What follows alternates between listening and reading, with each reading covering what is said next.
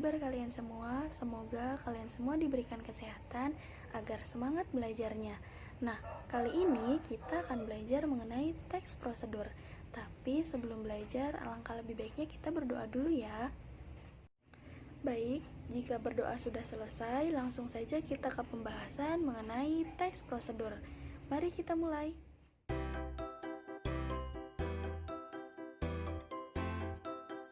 Teks prosedur merupakan teks yang berisi tentang langkah-langkah yang harus ditempuh untuk mencapai tujuan yang diinginkan, dan biasanya terdapat keterangan ataupun penjelasan di dalam langkah-langkah tersebut. Misalnya, kalian sedang mencari langkah-langkah menghidupkan komputer di internet, dan di situ terdapat cara-cara ataupun langkah-langkah yang harus kalian tempuh untuk menghidupkan komputer.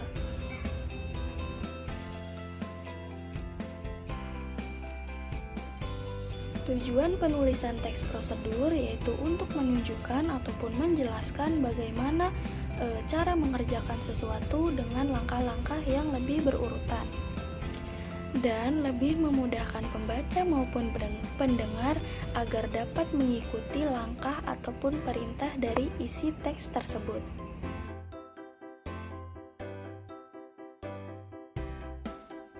Teks prosedur dibagi menjadi 3 jenis. Yang pertama yaitu teks prosedur sederhana. Teks prosedur sederhana merupakan suatu prosedur yang bisa dilakukan hanya dengan 2 ataupun 3 langkah saja. Contohnya, cara menghidupkan kipas angin. Yang kedua yaitu teks prosedur kompleks.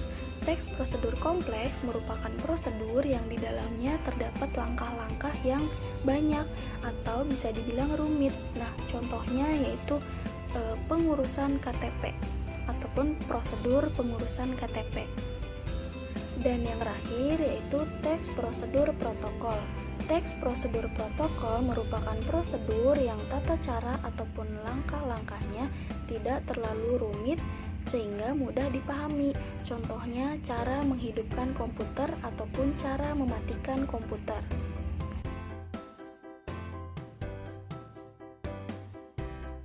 Selanjutnya yaitu struktur teks prosedur. Nah, terdapat 4 struktur yang ada pada teks prosedur. Yang pertama itu yaitu judul. Judul pada teks prosedur ini diartikan ialah sebagai suatu aktivitas ataupun kegiatan yang akan dibuat atau dilakukan. Yang kedua, kalimat pengantar.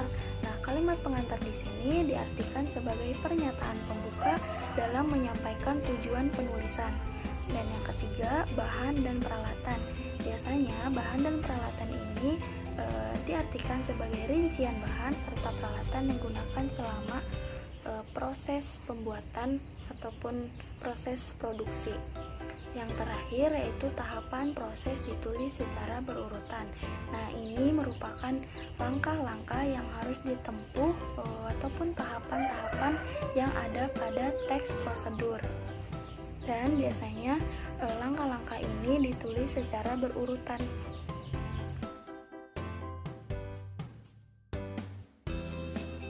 Nah, selanjutnya yaitu mengenai kaidah kebahasaan pada teks prosedur. Yang pertama itu ada konjungsi temporal. Pada teks prosedur akan banyak sekali dijumpai kata konjungsi temporal ataupun kata penghubung yang menyatakan suatu kegiatan yang hadir dan bersifat kronologis. Ini contohnya yaitu selanjutnya, berikutnya, kemudian, lalu, dan setelah itu.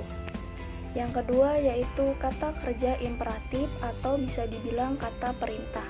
Dalam teks ini juga akan banyak dijumpai perintah-perintah ataupun larangan yang harus ditaati dalam pelaksanaan teks prosedur. Yang ketiga yaitu verba material dan tingkah laku. Verba material merupakan sesuatu yang mengacu pada tindakan fisik, misalnya potong ikan, haluskan bumbu, dan sebagainya. Dan sedangkan verba tingkah laku merupakan tindakan yang dilakukan dengan ungkapan.